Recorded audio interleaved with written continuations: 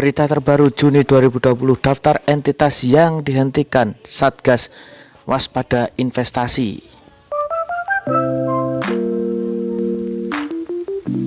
Yang dirilis oleh Otoritas Jasa Keuangan ya, OJK. Berikut ini daftarnya. Saudara, teman ataupun siapa yang Anda kenal, silahkan ya, kasih tahu mereka agar informasi yang benar itu sampai pada mereka sehingga bisa menjadi proteksi, tidak gampang diiming-iming hal-hal yang kurang baik. Nah, tidak gampang diiming-iming oleh hal-hal yang kurang baik, karena kita nggak ngerti ya, setiap saat teman-teman, saudara ataupun adik kakak yang hadir di sini bisa jadi diprospek atau didatangi oleh marketing atau mungkin pihak-pihak tertentu yang mungkin kurang bertanggung jawab terhadap dunia seperti ini ya. Ada yang ngomong, dikatakan wah ini pasti untungnya pasti menghasilkan sekian persen tiap bulan. Nah, itu kurang bijaksana ya teman-teman, karena perdagangan itu nggak ada yang pasti profitnya dalam per bulan itu harus pasti sekian gitu, nggak ada. Semua pasti ada probabilitasnya. Seperti ibaratnya kita buka toko itu nggak ada kepastian untuk hasilnya tiap bulannya.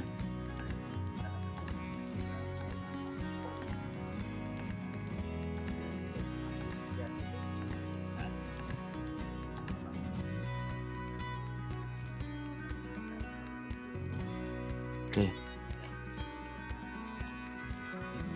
Ini adalah program sosialisasi bagi mungkin yang baru saja mendengar tentang dunia ini. Bisa saja nanti privat ya untuk lebih detailnya bagaimana.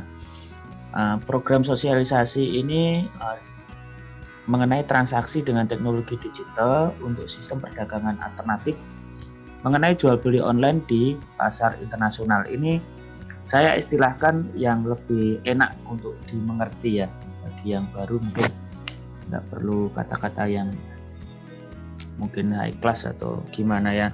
Ini kata-kata yang sangat mudah diketahui, dipahami begitu. Jadi nanti ketika teman-teman atau siapa saja yang mungkin ditawari oknum-oknum yang tidak bertanggung jawab tentang semacam investasi, mungkin mirip-mirip seperti apa yang saya sampaikan, nanti bisa di cross check ya, bisa di cross check bagaimana tentang kebenaran itu. Sebentar ya Bapak Ibu, saya sangat terganggu dengan suara feedback ini. Mirip-mirip seperti apa yang saya sampaikan, nanti bisa tes cross check. Oke, mudah-mudahan sudah enggak feedback. Ya, kenapa saya menyampaikan ini? Latar belakangnya adalah maraknya perusahaan jasa perdagangan yang tidak mempunyai izin resmi dari pemerintah Indonesia. Banyaknya pembodohan bahkan penipuan oleh oknum yang tidak bertanggung jawab. Adanya opini negatif mengenai perdagangan online. Ya, banyaknya korban ketidaktahuan dan sangat merugikan masyarakat. Adanya kecurangan yang tak semestinya terjadi. Masyarakat banyak yang terkelabui terhadap iming-iming keuntungan yang besar oleh oknum pelaku jasa perdagangan dan ternyata tidak sesuai kenyataan. Masyarakat masih belum banyak yang tahu mengenai sistem perdagangan alternatif SPA ini ya. Kurangnya edukasi dan berbagai permasalahan lainnya. Tujuan sosialisasi ini adalah memberikan informasi yang sebenarnya, memberikan wacana baru, memberikan edukasi yang lebih intensif, mengantisipasi permasalahan yang ada pada latar belakang di atas. Ya, saya lanjut. Yang perlu diperhatikan dalam sebuah investasi atau perdagangan seperti ini adalah pertama legalitas ya. Kalau kita bisnis apapun usahakan teman-teman kita memperhatikan yang namanya legalitas. Ya. Legalitas itu sangat penting karena kita sebagai warga negara Indonesia, negara hukum, kita harus menjadi warga negara yang baik ya. Legalitas di sini kalau di perusahaan DK Invest itu tidak hanya diizinkan oleh Kementerian Perdagangan, tetapi juga diawasi yang namanya Bapepti, ya, Badan Pengawasan Perdagangan Berjangka dan Komoditi. Dan tidak hanya itu saja, juga dikontrol dengan adanya OJK, Otoritas Jasa Keuangan. Di dalamnya lagi, internal lagi, ada lagi yang namanya ICH ya, Indonesian Clearing House, atau ada juga KBI ya, Clearing Berjangka Indonesia, yang mana di situ rekening perusahaan ini terpisah dari rekening aset dari perusahaan. Jadi kalau terjadi apa-apa terhadap perusahaan itu, uang teman-teman bisa masih utuh ya. Maksudnya masih bisa dipertanggungjawabkan untuk bisa kembali ya, tidak hilang. Misalkan ada bencana atau apa begitu, masih dijamin oleh pemerintah. Bahkan lebih besar jaminannya daripada LPS ya. Kalau LPS kan cuma 2 miliar. Oke. Dan legalitas ini yang perlu diketahui, banyak sekali badan hukum yang punya legalitas tetapi tidak sesuai dengan bidang pekerjaan yang ditekuni. Ada katakanlah PT bla bla bla begitu ya. PT bla bla bla itu jelas ya bisa membuat orang percaya, wah wong saya transfernya atas nama PT kok. Artinya wah jelas ini.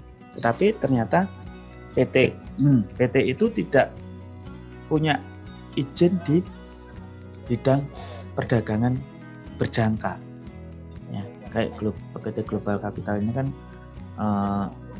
sudah resmi berizin sebagai pialang ya, perdagangan jasa perdagangan berjangka.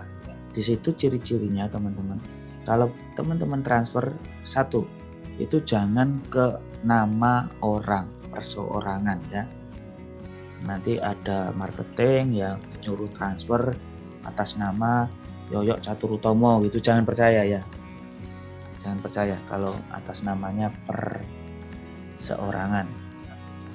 Atau mungkin bisa saja PT tetapi tidak ada kata belakangnya itu ini, jangan transfer yang tidak ada kata-kata berjangkanya, kayak PT Global Capital Investama berjangka begitu, yang benar ada berjangkanya atau ada futures tulisan future ya. Itu yang sesuai dengan regulasi dalam hal sistem perdagangan alternatif di perdagangan berjangka, yang mana terakomodasi oleh adanya bursa yang namanya ICDX, Indonesian Commodity dan Derivative Exchange, dan juga ada JFX, Jakarta Forex Exchange. Oke, selanjutnya logika usaha. Kalau misalkan kita mau diiming-imingin orang, logikanya itu seperti apa? Usahanya ini bagaimana sih? Itu harus juga jelas ya logika usahanya. Teman-teman kalau kurang jelas bisa nanti ajukan privat, bagaimana sih logika usaha dari pialang atau jasa perdagangan sistem perdagangan alternatif ini.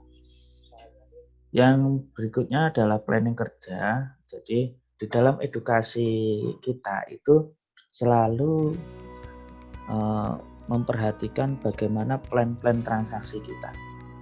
Nah, itu juga harus diperhatikan, ada nggak planningnya dari harian, bagaimana, dari bagaimana kita mau bertransaksi, bagaimana kita keluar dari transaksi, bagaimana kita ngambil keuntungannya, bagaimana resikonya, itu juga harus disampaikan di situ.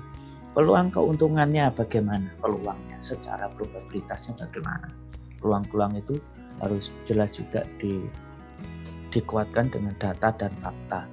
Keamanannya seperti apa? Ya, sistem kerja dan platformnya itu juga diperhatikan ya. Tentang platform itu kayak GK Invest memakai MetaTrader gitu. Resikonya harus dijelaskan di awal bagaimana tentang resiko, karena tidak ada satu bidang bisnis pun yang tidak mempunyai risiko. Semua bidang usaha itu punya risikonya. Ya. Dan yang terakhir adalah edukasi. Nah, tempat Anda untuk berdagang itu memberikan edukasi yang benar enggak? Memberikan edukasi yang konsisten enggak? Atau mungkin masuk aja duitnya terus dibiarin aja hingga sampai merugi, itu yang salah. Ya, ada nggak komitmen untuk edukasi, itu yang perlu diperhatikan ya. Selanjutnya seperti ini, di bapepti.go.id bisa teman-teman akses ya. Go itu namanya government, .go.id government. Artinya website ini tidak mungkin websitenya perorangan atau PT atau apa, tapi ini websitenya pemerintah, yang buat pemerintah. Semua go.id itu semuanya yang buat pemerintah, baik pemerintah daerah maupun pusat.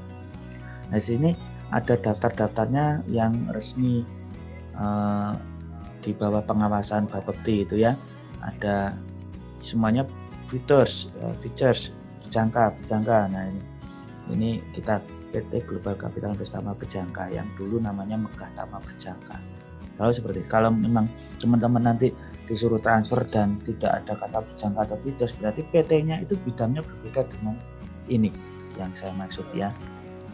Oke, selanjutnya, nah ada perizinan seperti itu ya. Badan Pengawas Perdagangan Berjangka dan Komoditi ini persetujuan perubahan nama yang dulunya dari Megah Tama menjadi ini tahun 2016, yang sebenarnya kalau Megah Tama itu dari tahun 2005 ya. Oke. Nah, ini adalah pihak-pihak terkait yang mana berhubungan dengan jasa perdagangan ya, dari proses-prosesnya ini. Lembaga terkaitnya adalah Kementerian Perdagangan memberi izin ya. Kemudian di bawahnya ada Bapepti untuk pengawasan, ya, ada juga OJK sebagai pengontrol alur keuangan. Kemudian di situ ada ICH atau KBI. ICH itu Indonesian Clearing House, nah, lembaga clearing ya, sama seperti KBI. Kalau KBI itu clearing berjangka Indonesia itu di GFX bursanya. Kalau ICH itu bursanya di ICDX. Yang mana di situ ada segregat account, yang mana rekening ini terpisah dari aset perusahaan, yang seperti yang cerita tadi. Nah, bank ini hanya untuk sarana transfer aja ya, untuk deposit maupun withdraw tetap menggunakan rekening bank ya. Ini trader masukkan deposit di sini harus juga atas nama trader itu sendiri, ini untuk mencegah money laundry ya. Jadi kalau misalkan transfernya seenaknya ke orang kemudian akun kita terisi begitu, itu sangat rentan dengan money laundry ya. Hati-hati ya, seperti kejadian di tahun 2013 ada Liberty Reserve ya, itu salah satu e-currency yang mana ternyata ditangkap FBI, disinyalir sebagai sarana rekening untuk money laundry. Ini yang dihindari ya, yang dihindari oleh semua perusahaan jasa perdagangan yang resmi. Perusahaan jasa perdagangan itu bisa dikatakan pialang ya, bisa dikatakan perusahaan pialang. Pialang itu basa Jawane blantik atau maklar ya, yang mana trader itu jual kita jualkan, trader itu beli kita belikan. Nah, kita untung dari spread ya di situ, dan juga komisi ya. Di sana dilanjutkan di pasar atau bursa ya, JFX dan atau CDX. Nanti CDX dan JFX bila tidak bisa nampung transaksi itu ya tetap bursanya internasional juga ya. Oke, selanjutnya perbedaan perdagangan pasar lokal dengan konvensional di pasar dunia dengan teknologi digital ini, satu adalah waktu dan ruang transaksi yang lebih fleksibel dunia digital ya daripada di waktunya konvensional ya. Yang kedua adalah harga dan kualitas perubahannya yang jauh berbeda sekali. Seperti misalkan kalau konvensional itu harga bergerak lebih nominalnya banyak tapi tidak secara kualitasnya banyak. Seperti halnya begini teman-teman, harga di digital itu setiap hari bergeraknya itu cepat dengan ring yang lebar dan itu bisa dijadikan peluang keuntungan. Tetapi juga kalau kita tidak bisa untuk menggunakan peluang itu, maka kita juga bisa rugi. Nah, perubahan harga ini dibanding konvensional sangat besar sekali. Sehingga katakanlah begini, kalau misalkan kita bisa memanfaatkan perubahan harga itu di konvensional seminggu bisa untung 1 juta. Tapi kalau misalkan di digital atau di dunia trading ini, seminggu bisa berlipat, bisa 3 juta, bisa 5 juta. Bisa bahkan lebih, tetapi juga bisa loss juga demikian itu lossnya, kerugiannya kalau memang tidak ada pengelolaan manajemen keuangan yang bagus.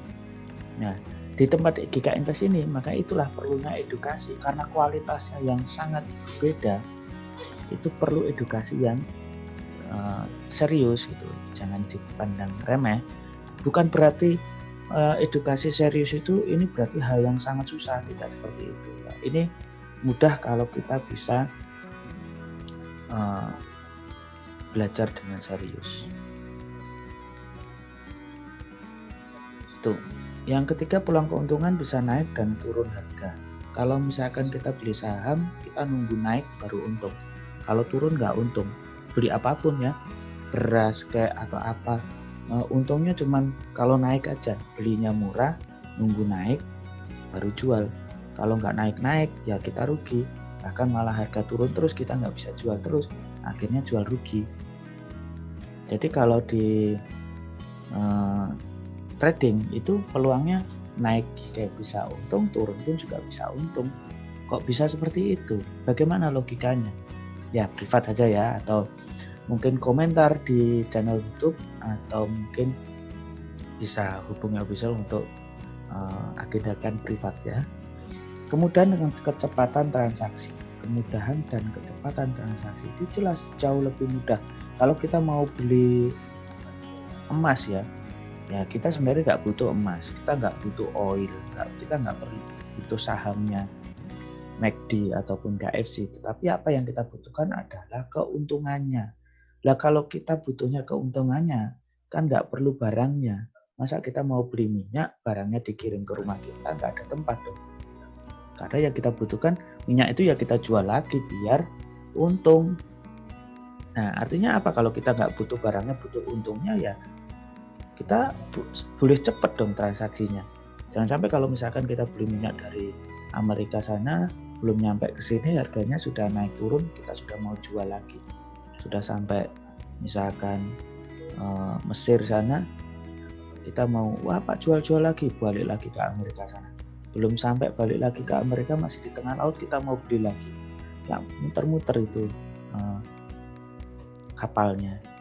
Dengan adanya platform yang berbeda kualitasnya, maka di bisnis digital trading ini kita sangat mudah untuk bertransaksi, mau jual mau beli tinggal klik saja, tinggal setting volumenya, tinggal setting mana resiko terbesar yang akan kita tanggung dan juga berapa besar profit yang akan kita bisa dapatkan.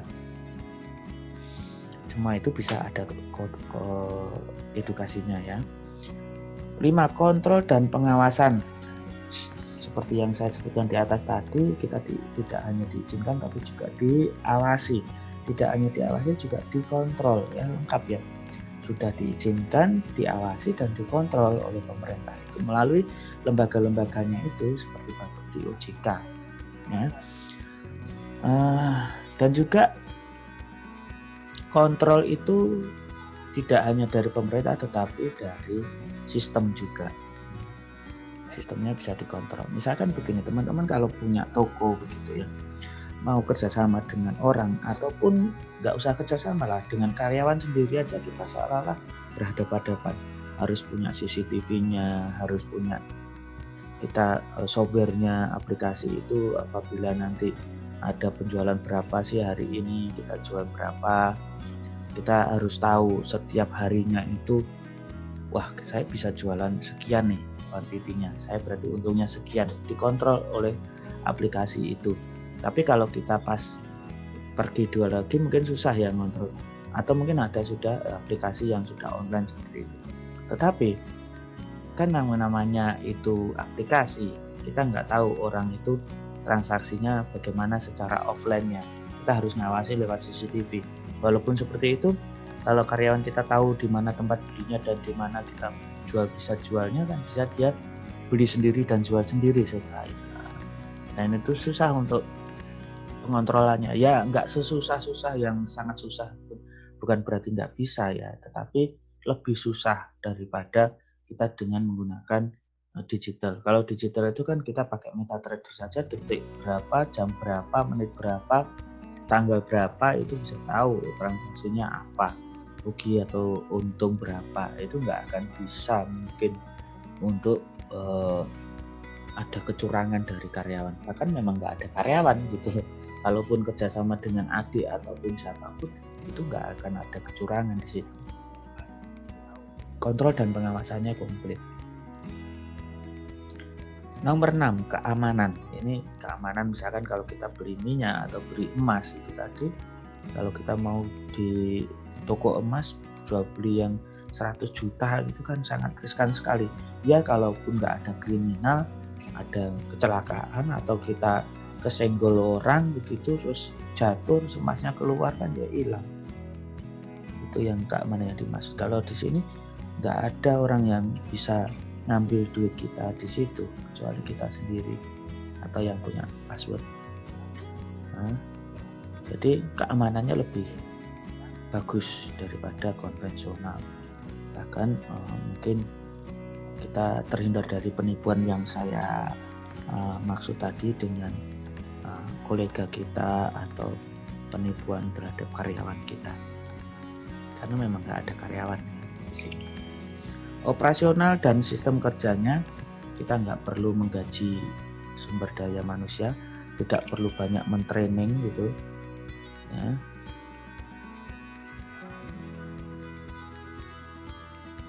Dan juga tidak menyita waktu, pikiran, tenaga yang ekstra. Jadi teman-teman, harusnya kalau kita di trading, kita selalu membiasakan bagaimana kita mengontrol trading, jangan trading mengontrol kita. Artinya begini, kita harus dengan punya trading plan yang bagus. Dengan adanya kita pekerjaan trading itu kan diharapkan kita bisa santai, bekerja sambil apa saja, bisa bercengkrama dengan keluarga, bisa sambil santai liburan, bisa sambil apapun ya kita, asalkan dengan trading plan yang bagus. Trading plan itulah yang akan diedukasi sampai bisa. Jangan kebalik, dengan adanya pekerjaan trading ini teman-teman nggak ada waktu sama sekali untuk keluarga, untuk istri, untuk anak ya. Apalagi kalau harus 24 jam melihat chat terus itu ya, kalau saya bisa katakan di situ zaman lampau ya kayak gitu. Trading itu sampai mendelem-mendelem ngeliatin chat terus begitu. Nah, itu sudah nggak zamannya teman-teman, kita harus bisa tradingnya santai ya. Oke, ada juga di GKInvest Jakarta itu ada trading santai dengan Pak Kuswanto, itu juga bisa juga rekomendasi.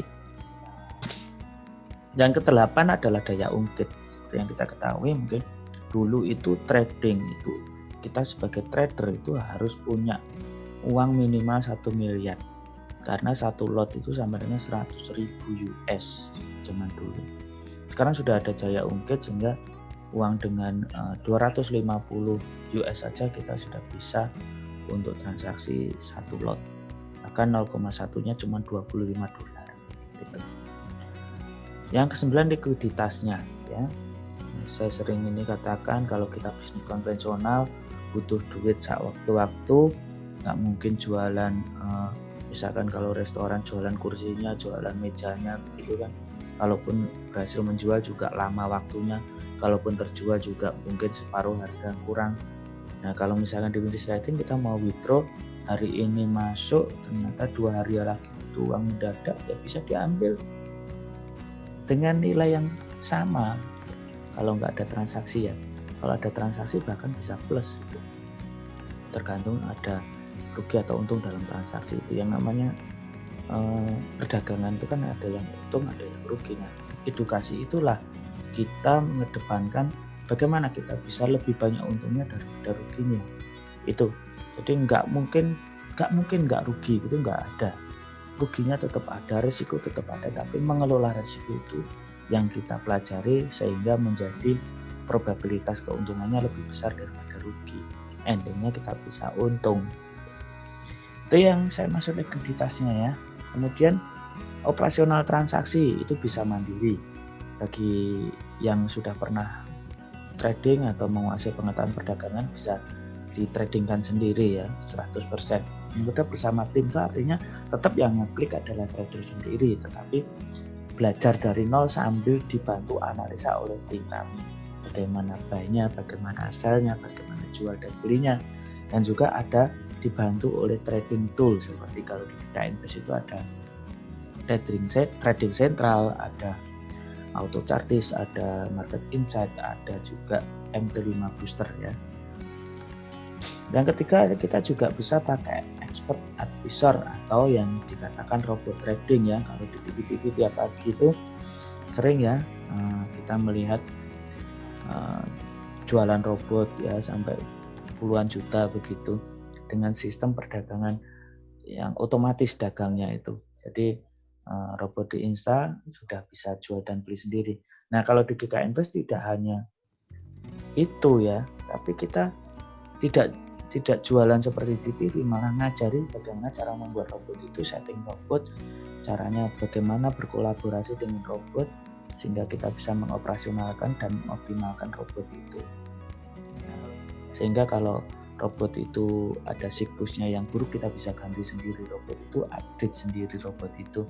Karena setiap produk teknologi itu pasti ada upgrade-nya, satu, yang kedua pasti ada errornya, dua, yang ketiga adalah pasti butuh operator ya, butuh yang mengoperasionalkan.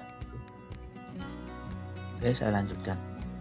Nah, misalkan nih perhitungan peluang keuntungannya, jika dalam sehari kita hanya melakukan transaksi sekali saja satu lot ya, satu poin ini kalau dalam emas satu poinnya kan 100 US, 1 juta potong komisi.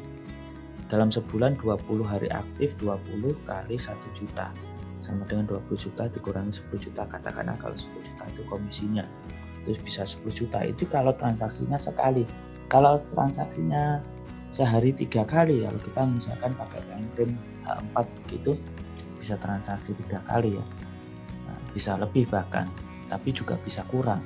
Ini kita rata-rata aja, 3 kali 30 itu 30 juta, artinya dalam modal 100 juta kita bisa mendapatkan 10% sampai dengan 30% sebulan, sehingga rata-rata bisa 20% keuntungannya. Ini rata-rata ya, ini perlu saya tegaskan adalah rata-rata. Bisa tidak untung juga ya, tergantung kondisi marketnya, bahkan juga bisa rugi dalam bulan itu ya, dengan harapan bulan depannya bisa untung lebih karena siklus ya. Tapi logikanya apa? Dari saya membuat formula ini, untungnya dari mana kok bisa 30%, kok bisa 20% jadinya dan lain sebagainya. Nah, itu ada logika-logikanya nanti ya, jangan khawatir, semuanya ada logika-logikanya. Asalkan kita disiplin saja. Karakter harga tertinggi emas ya, dalam sehari hampir selalu lebih tinggi dari harga pembukaan pasar. Ring harga tertinggi dan terendah harian emas rata-rata berkisar antara 5 sampai 10 poin. kita ambil keuntungan 1 poin saja dalam setiap transaksinya. Hal itu terjadi karena adanya permintaan pasar dan persediaan barang di pasar emas ya. Ini yang unik di emas ya. Mungkin di lainnya juga bisa terjadi seperti itu ya. Seperti kita lihat harga pembukaan selalu lebih rendah daripada harga tertinggi. Nah ini kan ada shadow-nya yang di atas ini. Yang mungkin di YouTube saya di sebelumnya, di webinar-webinar sebelumnya juga sudah saya sampaikan cara bacanya ini ya. Kalau ada ekornya di atas ini berarti harga pembukaan selalu lebih rendah daripada harga tertinggi, sehingga kita bisa beli di harga pembukaan dan jual 1 poin berikutnya. Nah ini ada juga, ternyata tidak semuanya itu lebih rendah ya opennya. Nah ini seperti yang biru ini yang saya tunjuk di kursor ini. Ini kan nggak ada nih, nggak kelihatan, nggak ada ya.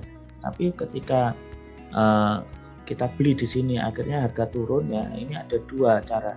Ya kita cut loss di situ, atau kalau misalkan permodalan kita banyak bisa tunggu dengan cut loss yang lebar. Kemudian ini nunggu berapa? Kalau ini H4 berarti nunggu 1, 2, 3. Nunggu 12 jam baru kita bisa mendapatkan keuntungan. Ini yang saya maksud, bisa saja cuma sehari sekali transaksi kalau ada nunggu seperti itu. Ya, bisa juga lebih dari itu, lebih dari 3 kali. Bisa 4 kali kan, kalau misalkan sehari kan 24 dibagi 4 kali transaksi kalau pakai H4. Candlestick itu seperti ini ya. Jadi yang ini yang kecil-kecil seperti ini kalau dibesarin seperti ini. Ini harga kalau naik, ini harga open di sini, harga close di sini, harga high di sini, low di sini. Ini bodinya. Kalau ini bearish itu turun, bullish itu naik. Kalau yang kita masalahkan kan bearish ini. Apabila kita buy di open kan kita harus punya harga high yang tinggi daripada opennya. Nah, kalau high pasti opennya pasti lebih rendah daripada high. Tapi kalau bearish atau turun ini belum tentu, sehingga kita harus mempunyai pengelolaan risiko dengan pasang stop loss di situ. Ini logika yang paling gampang untuk kita pahami teman-teman. Ternyata probabilitas itu ada. Probabilitas itu ada dari logikanya mana dong? Jelas selalu ada ekornya di atas. Artinya apa? Bukan selalu ya, artinya lebih banyak. Dari chart ini saja loh, dari 100 chart itu yang tidak ada ekornya di atas mungkin 1, 2, nggak sampai 10. Artinya kan probabilitas untuk kita bisa beli di harga pembukaan itu besar ya, bisa mendapatkan peluang itu ya, dengan cara bacanya seperti itu. Ini hanya salah satu contoh bahwa ternyata di sistem perdagangan alternatif itu juga punya teori yang punya probabilitas datanya konkret. Ini untuk mengetahui lebih detailnya bagaimana pengelolaan risikonya, teman-teman bisa privat ya, bisa untuk hubungi officialnya di jadwal ya. Selanjutnya planning kerja. Nah, karena tadi saya sebutkan setiap bisnis itu harus punya plan kerja ya. Nah, kita harus pertama mengoptimalisasi technical dengan Elliott Wave, Fibonacci, pivot, relative index, atau mungkin apa saja yang berkenaan dengan technical, dengan chartis ya, dengan grafik, pola-pola grafik. Mungkin menciptakan sendiri pun bisa dengan syarat-syarat probabilitas yang sudah webinar beberapa waktu yang lalu ya, mungkin bisa dilihat di channel YouTube juga. Yang berikutnya adalah optimalisasi fundamental ya, dengan kembali fokus pada memperhatikan kalender ekonomi dunia maupun newsnya. Yang berikutnya pengelolaan psikologis dengan lebih nyaman, pengelolaan money management dengan lebih intensif, dan semua hal di atas akan ada pelatihan khusus kepada trader baru. Resikonya menahan, menunggu, dan juga harus berani mengatasi kerugian. Ya, setiap bisnis itu kalau teman-teman setelah ngomongin enaknya, untungnya, selalu juga memperhatikan resikonya bagaimana. Nah, jangan lupa itu. Cara lain untuk meminimalisasi risiko adalah dengan penguasaan teknikal, fundamental, psikologis, dan manajemen. Jangan khawatir, semua itu bisa dipelajari gratis di sini. Semua hal di atas bisa garansi ya. Peluang ini belum banyak diketahui oleh sebagian besar masyarakat Indonesia. sedikit waktu saja bisa menciptakan peluang keuntungan. Banyak yang sudah mengetahui tetapi dengan cara-cara yang kurang benar ya, dan nggak disadari kadang juga. Bisnis ini salah satu cara bagaimana uang bisa bekerja untuk kita. Sekarang gimana pendapat Anda? Nah, misalkan ya Anda punya modal, ya jangan 10 juta lah. Ya ini yang katakanlah anggap aja yang rendah lah ya, yang biasa gitu ya. Bisa mendapatkan keuntungan rata-rata 20% sebulan. Anda sendiri yang jalankan operasional jual belinya. Anda bisa transaksi kapan saja, bisa juga dengan robot ya. Bisa transaksi kapan saja, di mana saja online tanpa memerlukan tenaga pikiran dan waktu lebih. Anda di training dengan simulasi sampai bisa transaksi. Dalam training uji coba, Anda dipastikan bisa untung dulu melalui perusahaan jasa keuangan yang resmi, dipandu dengan konsultan gratis kapan saja, di mana saja. Tidak hanya konsultan gratis, tapi juga ada robot-robot gratis, ada juga indikator trading tool yang gratis juga, yang mana ada peluang keuntungan tak terbatas juga ya. Ada cara keuntungan yang tak terbatas dengan trailing yang saya pernah sampaikan sebelumnya, trailing stop ya. Itu bagaimana cara untuk membatasi risiko tapi keuntungannya tidak terbatasi, bisa unlimited gain. Apakah Anda berminat dengan cara-cara seperti itu ya? Kalau berminat silahkan hubungi official, nanti bisa kita jelaskan ya. Penjelasan candlestick pada chart ya. Saya yakin teman-teman sudah ngerti ya penjelasannya candlestick. Saya akan tegaskan lagi ya kenapa yang saya maksud probabilitasnya tinggi tadi ya.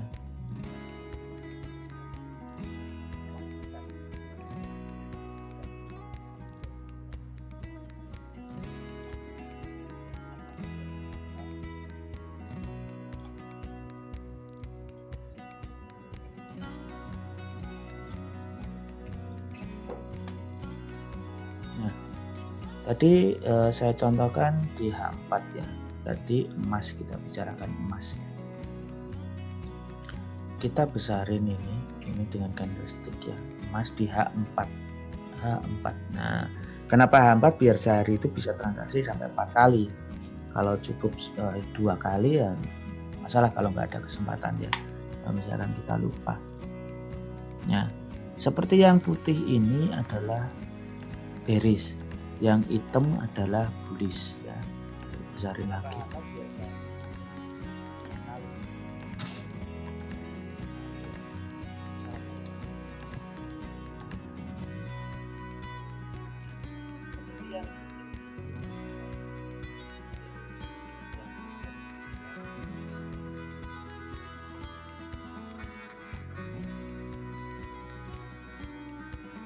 Ini kita hitung ya dari probabilitas 1, 2, 3, 4, 5, 6, 7, 8, 9, 10, 11. Karena dari per 10 aja dulu.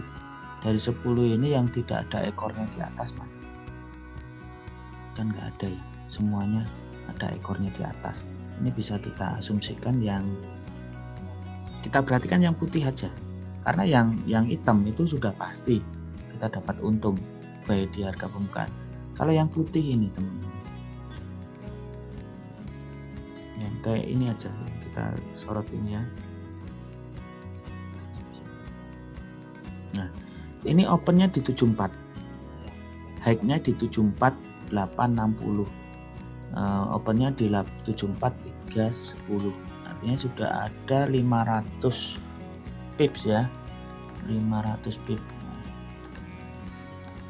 Keuntungan 500 ya, 500 kira 400 berapa ini, 430 lah, ada selisih 430 itu kalau satu lot ya sekitar $40 ya, $40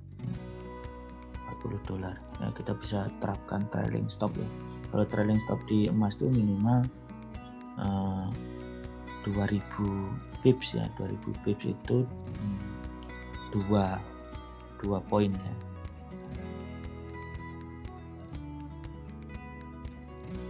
Terus misalkan ya kita ambil yang putih-putih.